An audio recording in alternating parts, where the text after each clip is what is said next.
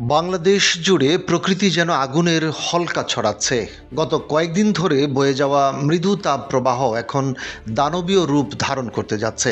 আবহাওয়া নিয়ে কাজ করা বেসরকারি সংস্থা বাংলাদেশ ওয়েদার অবজারভেশন টিম বিডব্লিউটি সোমবার এক বিশেষ বুলেটিনে জানিয়েছে, আগামী কয়েকদিন দেশের বড় একটি অংশে তাপমাত্রা 36 ডিগ্রি থেকে শুরু করে 40 ডিগ্রি সেলসিয়াস কিংবা তারও বেশি হতে পারে। এই অসহনীয় পরিস্থিতি আগামী 25 থেকে 26 এপ্রিল পর্যন্ত অব্যাহত থাকার আশঙ্কা রয়েছে।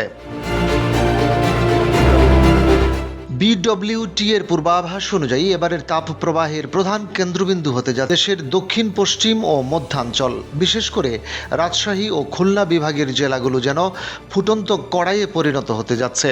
চরম ঝুঁকিপূর্ণ অঞ্চলের মধ্যে রাজশাহী, পাবনা, চুয়াডাঙ্গা, যশোর এবং কুষ্টিয়া। এসব অঞ্চলে তাপমাত্রা 40 ডিগ্রি সেলসিয়াস ছাড়িয়ে গিয়ে তীব্র তাপপ্রবাহে রূপ নিতে পারে। মাঝারি তাপপ্রবাহের অঞ্চলের মধ্যে ঢাকা ও বরিশাল বিভাগের অধিকাংশ জেলা এবং চট্টগ্রামের কিছু অংশে তাপমাত্রা 36 ডিগ্রি থেকে 39 ডিগ্রি সেলসিয়াসের মধ্যে ওঠানামা করবে।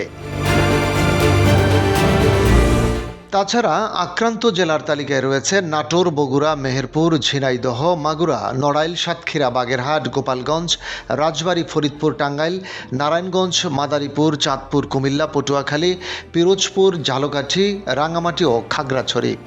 আবহাওয়াবিদদের মতে বায়ুমণ্ডলে জলীয় বাষ্পের আধিক্য এবং পশ্চিমা শুষ্ক বাতাসের সংমিশ্রণে ভ্যাপসা গরম ও দহন উভয়ই অনুভূত হচ্ছে। পর্যাপ্ত বৃষ্টিপাতের অভাব এবং টানা রৌদ্রোজ্জ্বল আকাশের কারণে ভূখণ্ড দ্রুত উত্তপ্ত হয়ে উঠছে, যা বিকালের দিকে চরম আকার ধারণ করছে। তীব্র গরমে শরীরের তাপমাত্রা নিয়ন্ত্রণ ব্যবস্থা ভেঙে পড়লে মানুষ হিট স্ট্রোকে আক্রান্ত হয়। এটি একটি জরুরি চিকিৎসা পরিস্থিতি। বিডব্লিউটি এবং স্বাস্থ্য বিশেষজ্ঞরা এই সময়ে বিশেষ সতর্ক থাকার পরামর্শ দিয়েছেন। দুপুর 12টা থেকে বিকেল 3টা পর্যন্ত সূর্যের অতি বেগুনি রশ্মি ও তাদের তীব্রতা সর্বোচ্চ থাকে। এই সময়ে ছায়াহীন স্থানে কঠোর পরিশ্রম বা যাতায়াত এড়িয়ে চলুন। দিনের বেলা জানালার পর্দা টেনে রাখুন যাতে সরাসরি রোদ ঘরে না ঢোকে। পর্যাপ্ত বাতাস চলাচলের ব্যবস্থা নিশ্চিত করুন। মশলাযুক্ত ও তৈলাক্ত খাবার এড়িয়ে চলুন। সহজপাচ্য খাবার এবং প্রচুর রসালো ফল যেমন তরমুজ, শসা খাদ্য তালিকায় রাখুন। শরীর থেকে প্রচুর লবণ ও পানি ঘামের মাধ্যমে বেরিয়ে যায়, তাই কেবল পানি নয়, মাঝে মধ্যে ওরস্যালাইন বা ডাবের পানি পান করুন। তবে মনে রাখবেন, অতিরিক্ত কনকনে ঠান্ডা পানি হুট করে পান করলে রক্তনালীতে সমস্যা হতে পারে। যাদের হার্টের সমস্যা, উচ্চ রক্তচাপ বা ডায়াবেটিস আছে তাদের জন্য এই গরম অত্যন্ত ঝুঁকিপূর্ণ। শিশুদের ক্ষেত্রে হিট র্যাশ বা পানিশূন্যতা দেখা দিতে পারে। বাইরে বের হওয়ার সময় অবশ্যই ছাতা, মাথায় টুপি এবং চোখে সানগ্লাস ব্যবহার করুন। হালকা রঙের সুতির ঢিলেঢালা পোশাক পরুন, যা শরীরকে ঠান্ডা রাখতে সাহায্য করবে।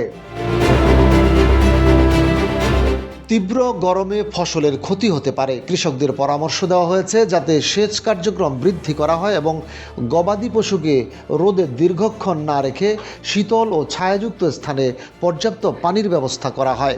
আগামী এক সপ্তাহ বাংলাদেশের জন্য আবহাওয়াগতভাবে অত্যন্ত চ্যালেঞ্জিং অবস্থায় রয়েছে। প্রকৃতির এই চরম অবস্থার সামনে টিকে থাকতে সচেতনতার কোনো বিকল্প নেই। 26 এপ্রিলের আগে বড় ধরনের বৃষ্টিপাতের সম্ভাবনা কম থাকায় বিডব্লিউটি এর এই সতর্কবার্তা অবহেলা না করাই সবার জন্য শ্রেয় হবে।